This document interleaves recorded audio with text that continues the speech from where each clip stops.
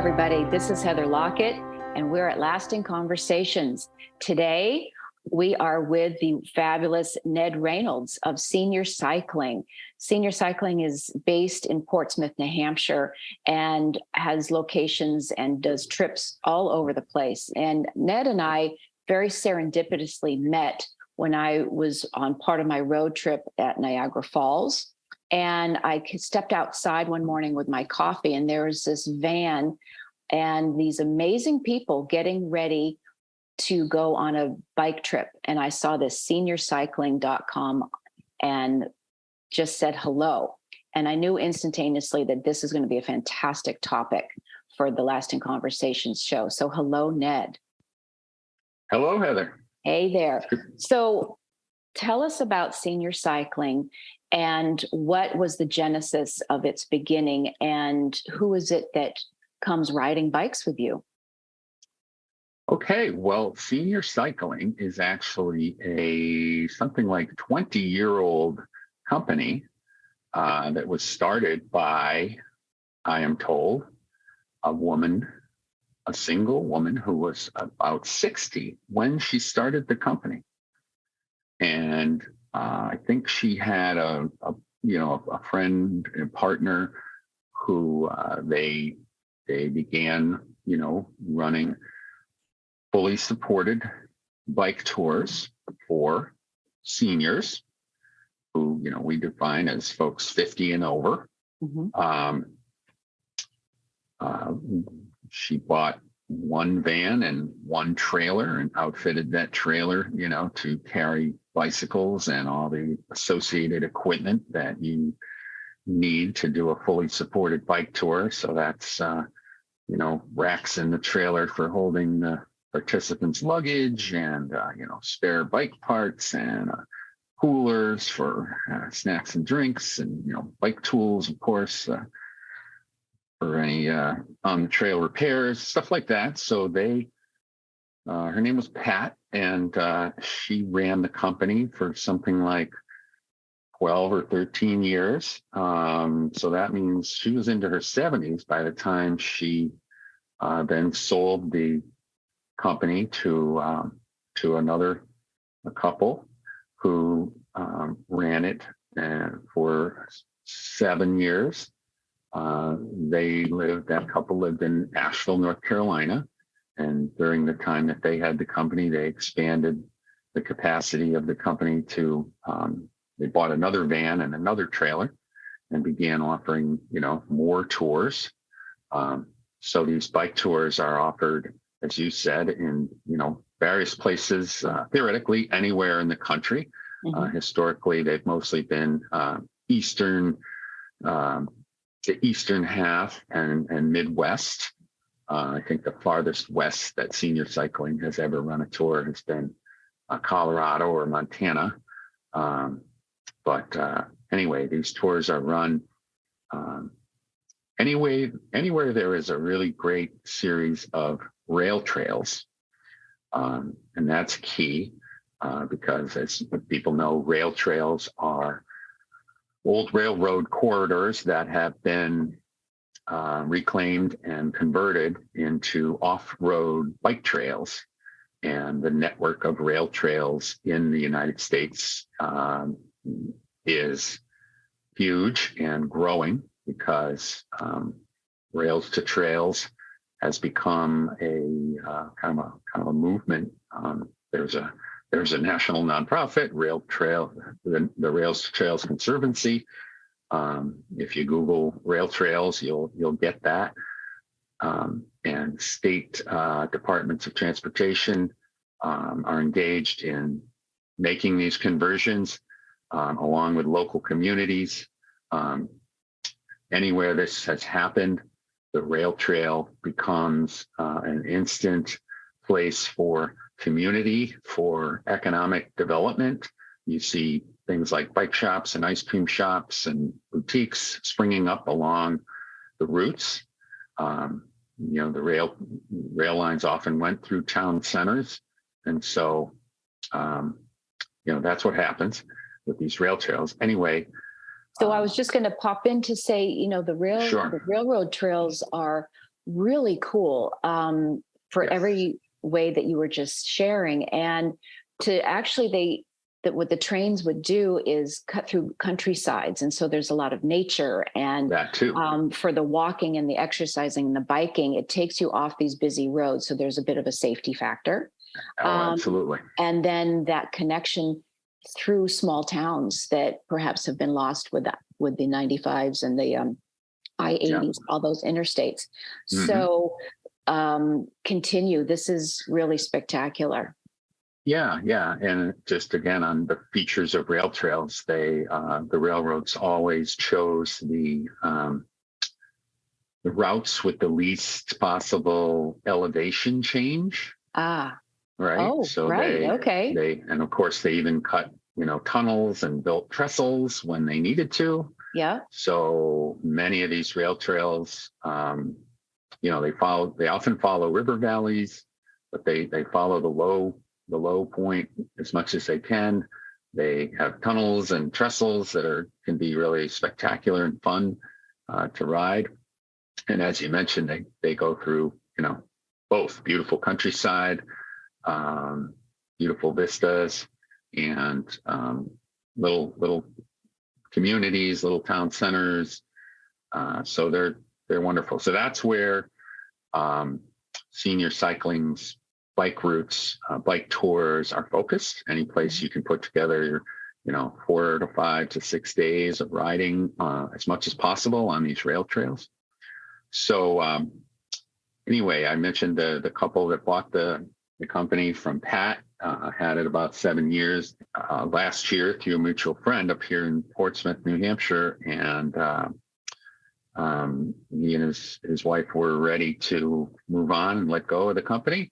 And I had been asked to consider running for the state legislature here in New Hampshire. And when I was first asked, I said, well, I'm kind of interested in doing that because I've been in politics, throughout my life. I'd served on the city council here in Portsmouth.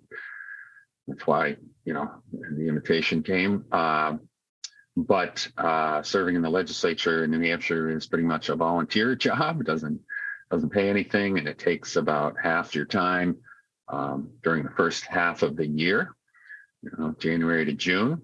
And so if you have a sort of a regular full-time job, there's no way you can do something like that. But it occurred to me that maybe I could run this bike touring company with my half time during the first half of the year. Mm-hmm. And while I was serving the legislature, the other half. And then during the second half of the year, get the chance to get out and participate and lead tours myself. So that's why you and I ran into each other in the driveway of the Doubletree by Hilton in Niagara Falls, because that was my second tour of the year that I'd been on. Anyway, it's worked out very well so far. I'm really enjoying, running the company. I've always had a passion for cycling, throughout my life. I wouldn't say I've been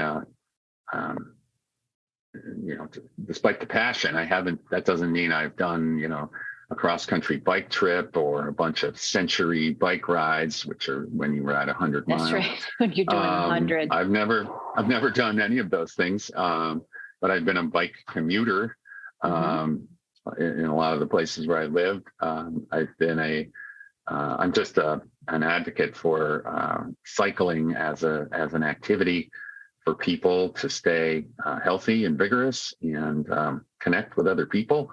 When you're riding your bike through your town, you see things and you see people and you ring your bell and say hi. Where when you're driving your car through your town, you don't do those things. So as a city councilor, I was always an advocate for making Portsmouth, my community, more bicycle friendly, and it's become that in the 20 years I've lived here. I had a chance to do a few multi-day bike tours with my Coast Guard Academy classmates in the last few years, and I suppose that again serendipity. I had had done one and was in the planning stages with another when I met the previous owner of Senior Cycling, and we started talking, and I was like, yeah, multi-day bike tours. Wow, this is kind of neat. And it's just happened. I decided to buy the company, and I took it over January of this year, and it's been sorry for the pun, but it's been a great ride so far. Well, I love puns. This is, and I love that the conversation is just rolling right along. Now, when we were chatting just before the show, the mention of kind of blending business and the pleasure and how it all, what are the experiences that you've been having? And so technically as a business, and this is a new business venture for you, just really the last 6 months or so, what has evolved for you personally with this blending the two? And of course, you're in politics, and then you're out in nature. This is it's very interesting to me how all of these things kind of blend together. Sure. Well, I would say that one of the really best, not really surprises, but one of the best aspects of taking over this company and running it, for the last, what are we now, 7 months, has been the connection to the people who, are my customers or my guests on the tours. And that's, when I met the previous owner, and of course I went on a couple of tours last year with him. The first tour that I went on was back in June 2022 on one of our most popular and one of the most popular rail trails in the country. It's called the Great Allegheny Passage. And it's a 150-mile rail trail that goes from Pittsburgh down to Cumberland, Maryland, which is in the western mountains of Maryland. I went on that trip, and then I also co-led. I went as the second leader in September on a bike tour in Cape Cod, and of course, the groups that we have. That's another aspect I wanted to mention of senior cycling. The largest group of people we'll have is 13 people, so relatively small groups, and that's dictated by the capacity of the van. Basically, it's a 15-passenger van, and you have 2 tour leaders. So on a tour where you're transporting all the people and the bikes at some point or points in the tour, that's your limiting factor. So our largest group is 13. So that's a pretty small group of people, and it's a nice cozy size. It's a great size that everybody can be a group, and yet it's not overbearing and cumbersome. Right. With so many. Right. It's not literally moving parts. We're just going to keep rolling with the puns with so many moving parts. Yeah. No, that's immediately. I was struck by that. And I pretty quickly found myself in conversation, using the term, senior cycling family, because very quickly on these bike tours, people get to know each other. And I think it's also due to maybe the self-selection of the type of people. Excuse me for a minute. I'm going to grab some water. Okay.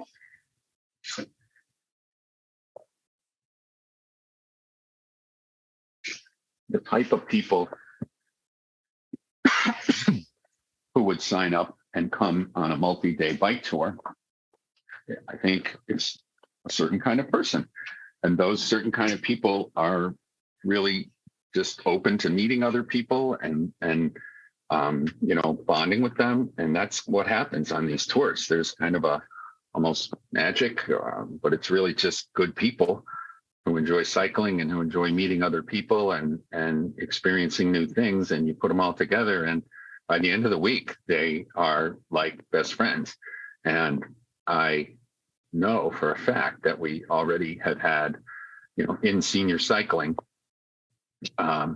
people who have met each other for the first time on one tour, who then will stay in touch with each other. They become friends, they stay in touch, and they then plan to go on another tour the following year together with this other couple that they met. It's really neat.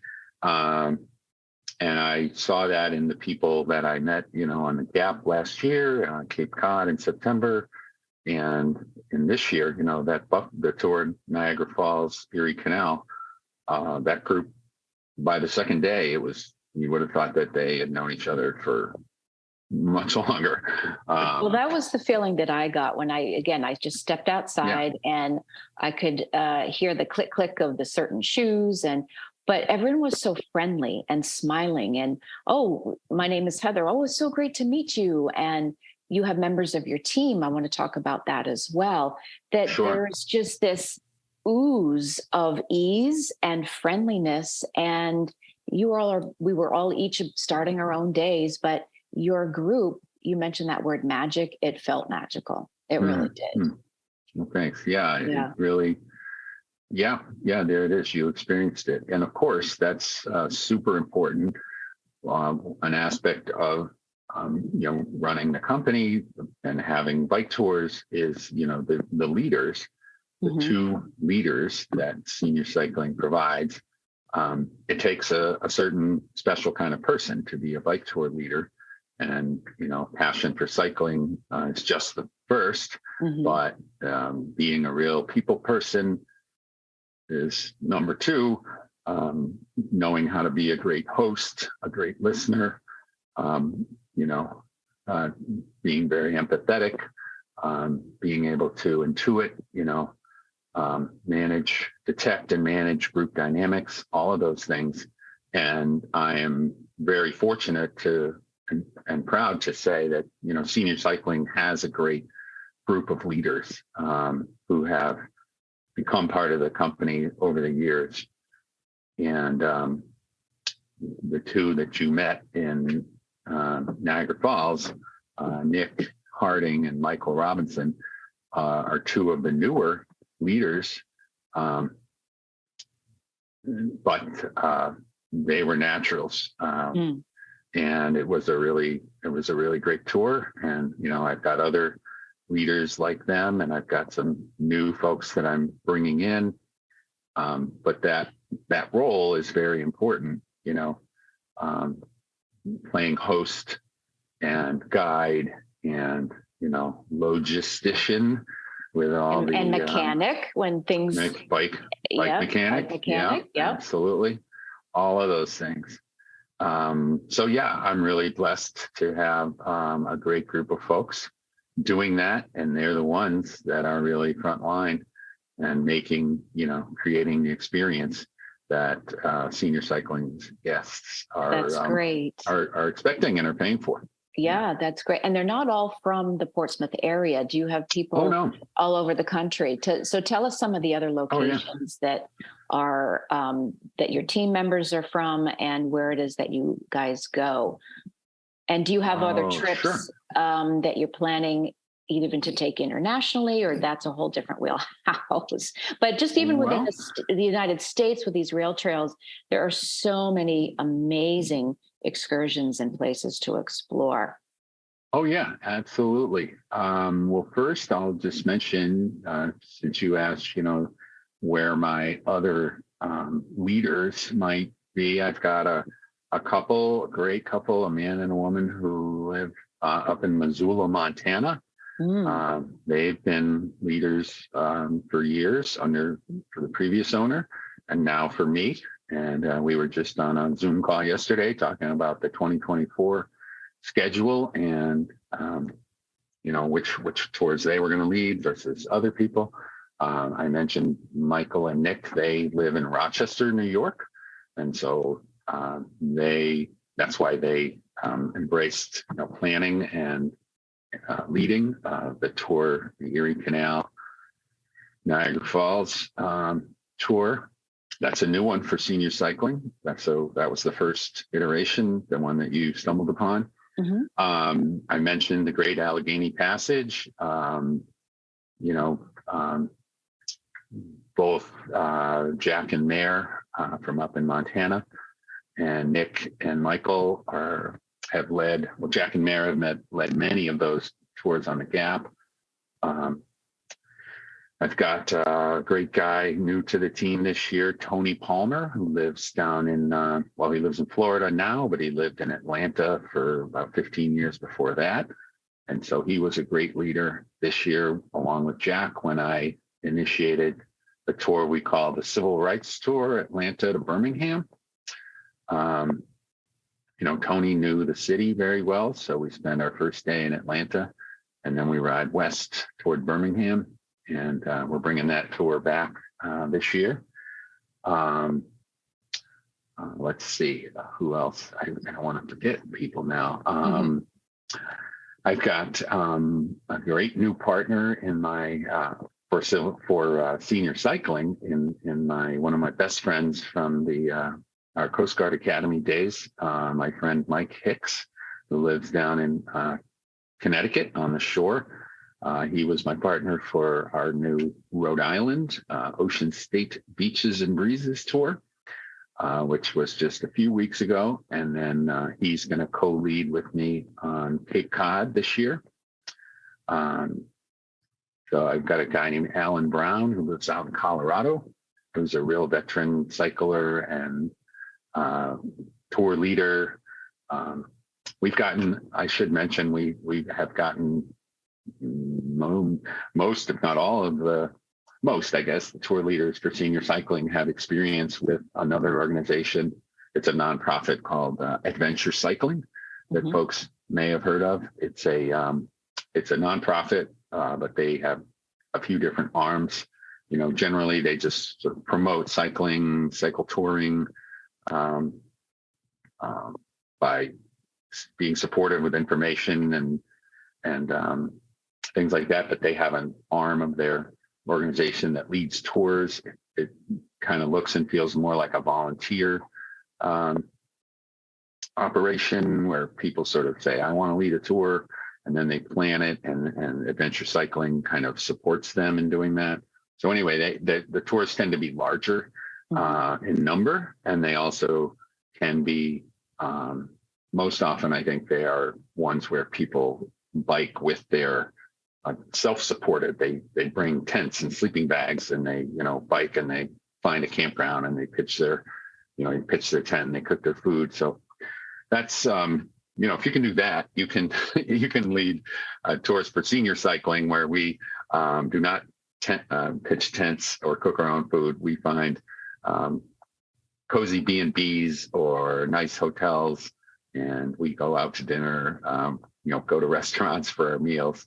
Hot showers, a cozy bed. Hot showers, cozy bed. Yeah. Good. By the time you're 50 and over, you're mostly past the lying on the ground, the 2-inch foam mattress days. Anyway. How great that there's a different choice. So people that want to be more rugged can do that. And then this is, I will say, a gentler option, or it's a lovely option. And again, you get to bump into people like me or other people along the way that, as you have a restful night to then move on to your next location, that's really, really fun.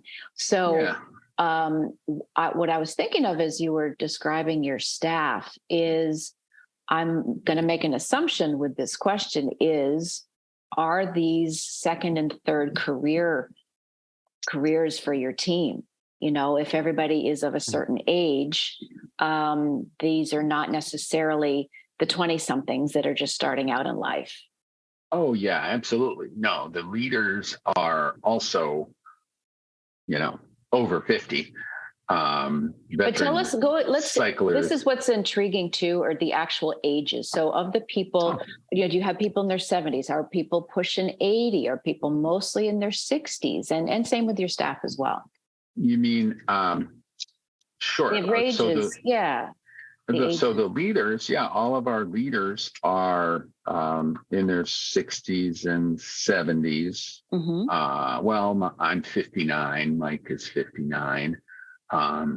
We're probably the youngest leaders that we have. And the age of people who come on the tours is definitely, even though we say 50 plus, from my observation, most of the people are over 60. Mhm. And we certainly have people into their 80s. I mean, we had a couple on the tour where we met you, Mhm. where the two of them, man and woman, were 84 years old. Get And out. That's yeah, extraordinary. yeah. And not only that, the man had called me in March and said, I had a fall and I broke my leg. I broke my femur. Now, I don't know how serious, whole break or if it was a crack or something like that, but he had a titanium rod put in his leg and he was there with us in July and rode the entire tour. And Wow. one day we rode 48 miles. It's absolutely inspirational to That's see. completely so I'm sorry, go ahead. Yeah, yeah. That's one of the aspects of running this company and getting to meet these people that has been the most gratifying, I guess, and just that I have, appreciate. It isn't just, it's about people, making connections with people and meeting people who are interesting and even, downright inspiring that's one way, but other people have, stories of adversity and loss.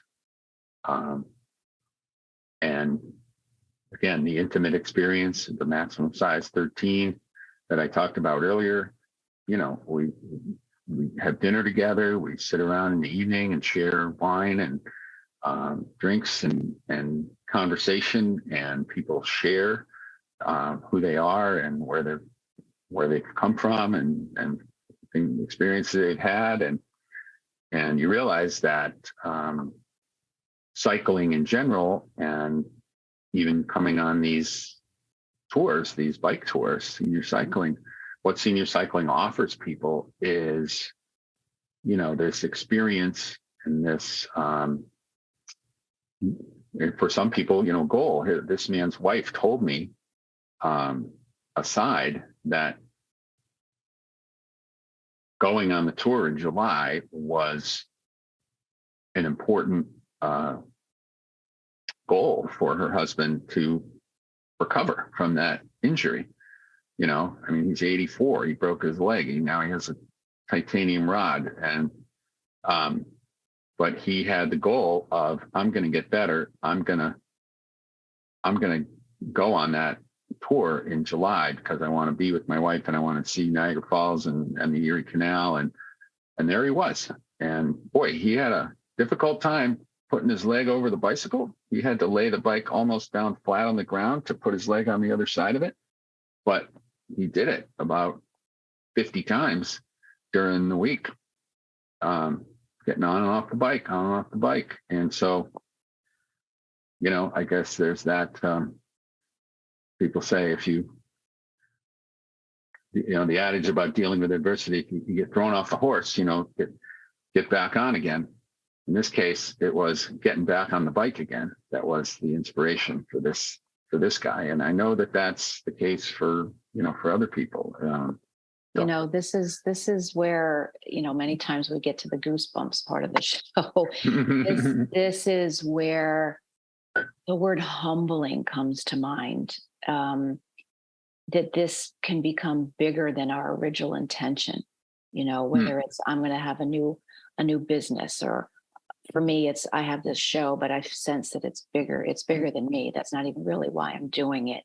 What you were describing is it's part of the myth buster and paradigm buster that I think having to do with age and what we are or are not capable of doing, whether it's medically, psychologically, spiritually, physically.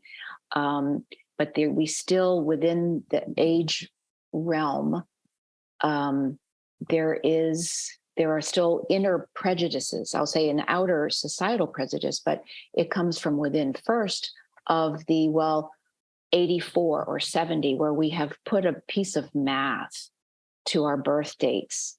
And then we create these odd boxes. Now, I keep saying to people, so I got to turn 60 this year. There's another 50, 60 years left. And some people think, well, what are you talking about? That's crazy. Well, no, it's not so much, because people who are easily turning 100 plus now were born close to the first turn of the century, right? And that are doing things like this. So at 84, you could have another 20 some years to be living and being exciting. This is, you and I are in the mid part of our lives, which feels like we've already run through so much. But here are people that just have a whole different way of thinking and being, to say, yes, I can. And I'm going to get on that bike. And there's so much of the world to see. I'm not done yet. I think that's where we're not done yet. Oh, absolutely. And that's just it, whether for careers or relationships, we're not done yet. And even for the doctor, the medical society, and to say, well, he's 82, let's let him check out. No, let's go ahead and, patch up and send him on his way to hop on another bike or another horse and enjoy his wife and enjoy his life. So this is meet some new people and meet some new people, experiences. That's right. And keep going. Yeah, that's one of the reasons that I jumped at the opportunity to buy this company, was because, of course, from a pure business standpoint, I looked at it and said, the generation of which I am a part, and I think even the one ahead of me and the ones behind me, what you're referring to, the idea of what retirement looks like has changed and is still changing dramatically. Right. It's not just this sort of, we don't get past 65 and then say, okay, going to go sit in the rocking chair and accept gradual decline and check out of the world at 80. Instead, it's people are retiring and then seizing that as an opportunity to live another life, another lifestyle. And that's more and more an active lifestyle. People, when they go on vacation these days or in their retirement, they don't want to be just sitting in a rocking chair or a recliner or a lounge, a chaise lounge by a pool. They can do those things, but after riding 30 or 40 miles on the bike that day, so people go on vacation and they want to be active and be vigorous and come back from that vacation feeling healthier maybe than when they left. So that's what senior cycling offers, is, the chance to go to the Outer Banks of North Carolina. And instead of just sitting by the pool, get on the bike every day in the morning and go ride 25, 30 miles, see some things, do some things, then come back to the hotel and feeling very satisfied with yourself, or even proud of yourself. Get a drink and sit by the pool. Terrific. And, same thing. I invented a new tour for Washington, D.C., because I've lived there myself 2 different times, total of 7 years. I know what a great city that is for, for visiting, and obviously great things to see, but also for biking. There's some great bike trails. And, people who haven't been to DC in a long time or never been to DC can come on the Washington, DC tour and go biking, but they'll get a chance to go to Mount Vernon and visit, George and Martha Washington's home. They'll get a chance to ride around the mall and the trails, and then go in and see a few museums, ride up Rock Creek Park, see this beautiful trail, this beautiful urban forest, stop at the National Zoo if you want to. So just being vigorous and healthy, um, enjoying the whole experience. And you kind of grow as a person as you're doing it. That's so beautiful. And it's, as you were just speaking, it's a really perfect segue to the blend again with the blend, what you're doing with politics, legislature, it's business, but how is it that, as you were just talking about, things are evolving and that our older population, we as all of our society, but within the decision makers, right? The lawmakers and all of that, and the zoning boards and everything about it. How are you finding, either for you personally, as you have been now thrust in both of these positions pretty much at the same time, to be able to be that good voice for everything that you were just saying? Our older community is not meant to stop working, or most importantly, how are we all going to afford this? Another chunk of years. And it'll get into housing, it'll get into support, it'll get into the roadways, and how is aging going to be now legislated or stewarded? That's really the word. How are we all best stewards for a new generation? Yeah. Well, that's a good way of putting it. I mean, as a new legislator, representative of my community in the New Hampshire legislature, I take all of my experiences in life and in my community to that role. But the experiences of meeting the folks I've talked about, meeting our guests on tours who are from all over the country, who have all interesting backgrounds and experiences, that just becomes part of what I'm bringing to the role as a legislator. My particular interest is in the legislature is my past career, which was in energy efficiency and renewable energy and climate change, climate action. But of course, in the legislature, we deal with every issue. I'm on the Science, Technology, and Energy Committee, so focusing on the issues that I mentioned, but we all ultimately, are on the floor and voting on the whole wide range of bills. So issues of housing and, aging and healthcare and all those things are certainly part of what I confront and deal with as a legislator. And it's all very, it's a very interesting role. That's really awesome. And is there any nugget or from your own pearl of wisdom at this juncture that you would like to share with us, putting all these things together?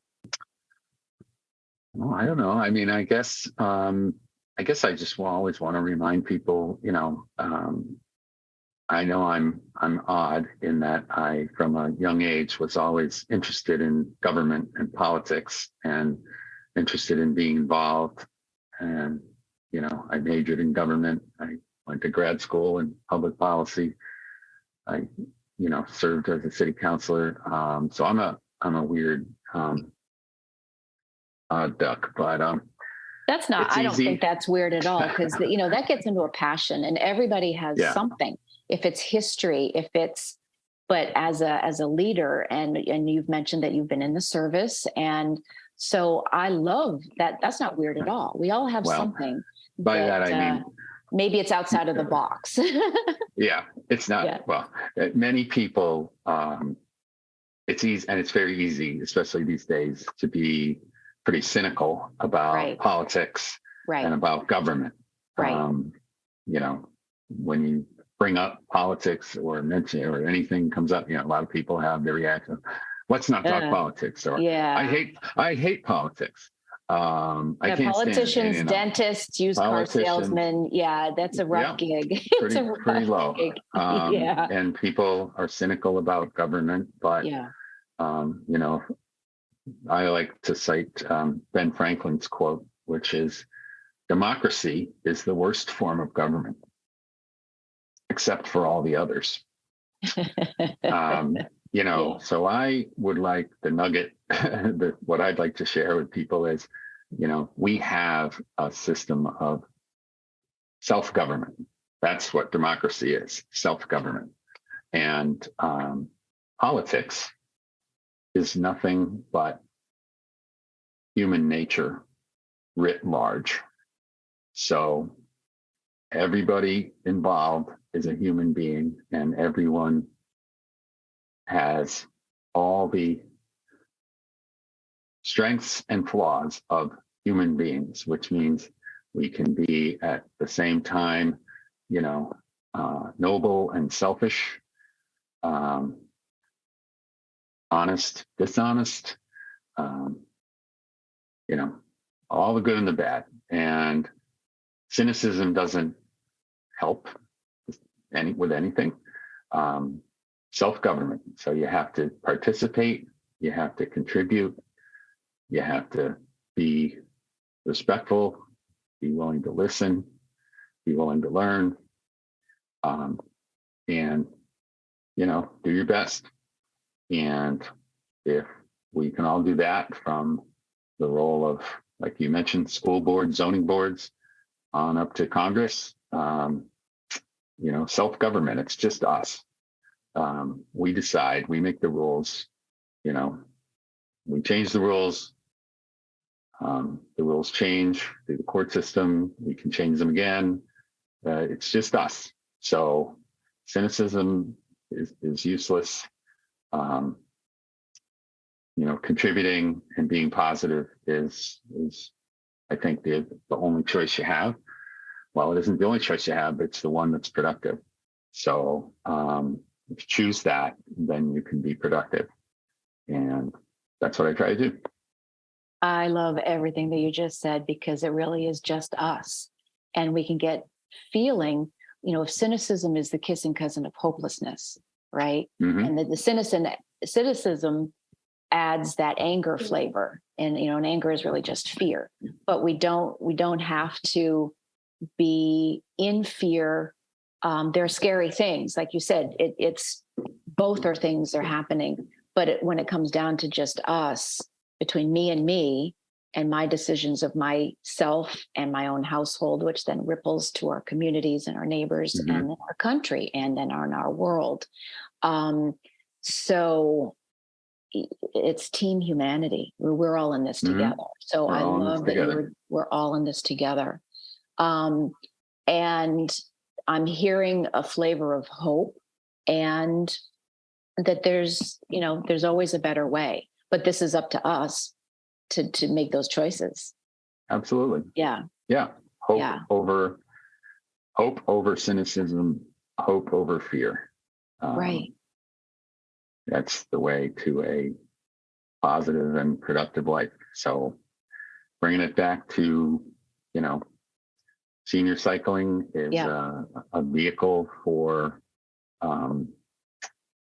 staying active, staying vigorous and healthy, traveling and seeing new places and meeting new people and having new experiences. And like I say, the significance of that is one of the things that I really maybe didn't quite appreciate when I started with the company, started running it, but have really come to appreciate and feel very, very fortunate to have, and I guess also kind of feel a responsibility now to keep delivering, keep offering for people. There's quite I mentioned the term, senior cycling family. There's quite a constituency of people that have been on senior cycling tours over the years.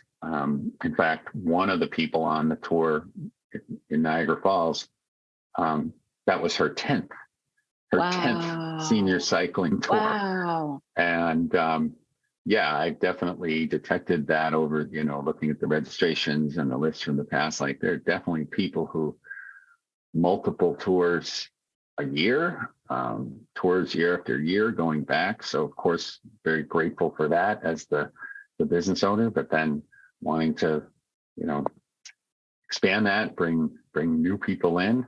So that's one of the things I track when I get registrations. I'm always looking, repeat senior cycler or, oh, new person. Yay, looking on this tour, we have, 4 repeat customers, but we have seven new people. That's awesome. So that's so exciting. Yeah. Ned, I just appreciate this very rich conversation. And like the spokes on a wheel, there's a central core of the humanity and the joy of it. And then it just ripples and branches out in your locations and everything else. So I really appreciate your time. Tell us where we can find you. And is there one last thing, or are we feeling pretty complete? Well, I guess I just will certainly give the website, which is seniorcycling.com. Seniorcycling.com. You can find us, and you can find the 2024 schedule is already posted, just sort of in a save the date way. Pricing and registration will be available soon. That's what I'm working on this next few weeks. And, Ned, my phone number is 603-365-1725. You can call me. I'm the sole proprietor of it right now. I certainly have all my tour leaders around the, as we talked about, around the country, but I'm the one that's doing all the management right now. And looking forward to continuing, to expand it in future years. We're hoping to get to the West Coast with some tours in 2025. So, and you mentioned international tours. We, through a partner, we actually have a tour that's going to Cuba in November. Oh, I love it. Yeah, that's really exciting. Yeah, and again in February, twice. We're getting a lot of interest in that. So we're definitely looking to expand the range of experiences that we offer. Nice. Well, Ned Raynolds, thank you so much for joining us today. And you are a good steward, a good shepherd. This is just wonderful. And thank you, everybody, for listening. Heather. Thank you. Please be sure to like, follow, review, and share this podcast. And if you would like to be part of the conversation, send emails to podcast@Lasting Conversations, and find us on Facebook at Lasting Conversations. This is Lasting Conversations. We get to the heart of everything.